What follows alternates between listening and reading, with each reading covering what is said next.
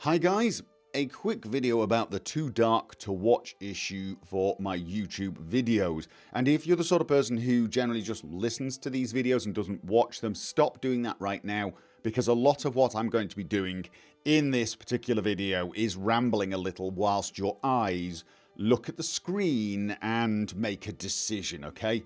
Before I get started properly, I do want to apologise if I sound a little hoarse. I've picked up a minor cold, nothing major, just a tiny bit of a snuffle, little bit, you know, hoarse sounding. I also, and it's not that, it's not that, it's the typical minor cold. I don't even feel bad, I'm sniffing a little, that's it.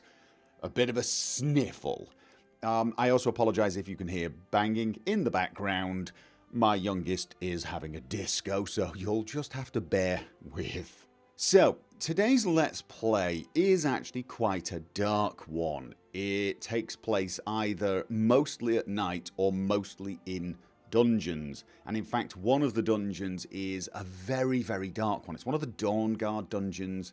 And I found the Dawnguard dungeons are a lot darker than the normal Skyrim ones. In fact, I would say easily too dark for videos. It's one of those things where I would like to brighten just those dungeons a little bit without brightening all the other ones. However, that's really not an option now, especially since I've already played it. So, to try and make it more viewable for some of you that have been having issues, and to be honest with you, in this episode, to make it more viewable for all of you, I've played around with the settings, and I've boosted the brightness, the gain, the gamma, and the saturation a little to try and combat any feeling of washed out colours. It's not actually too bad, I think. It does make the game look a little brighter, a little more vibrant, but I don't think it changes the feel too much. And it may be worth doing this.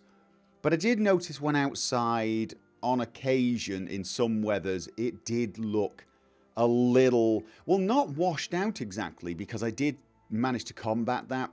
It looked a little bright. It looked a little, what's the word when you, overexposed. It looked a little overexposed, especially foggy weather. I found it a little harder to see through fog, believe it or not, because, you know, it was too bright. So it's not a perfect solution. However, if you guys generally feel it's an improvement, I'll probably release the brighter version than the dark version today.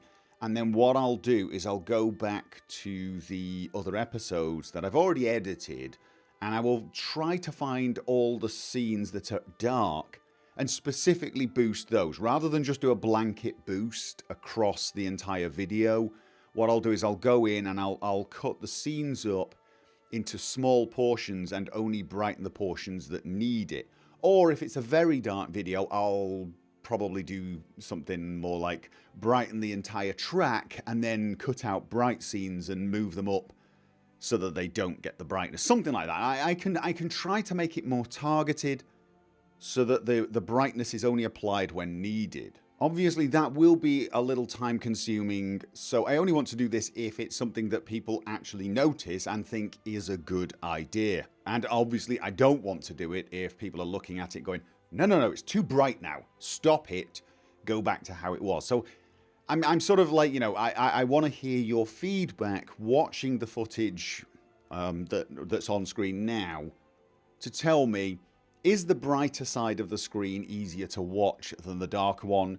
Would you prefer it like that from now on? So that is basically the question. Oh, and I am still looking into solutions for people who find it way too dark. You know, the people who find it pitch black.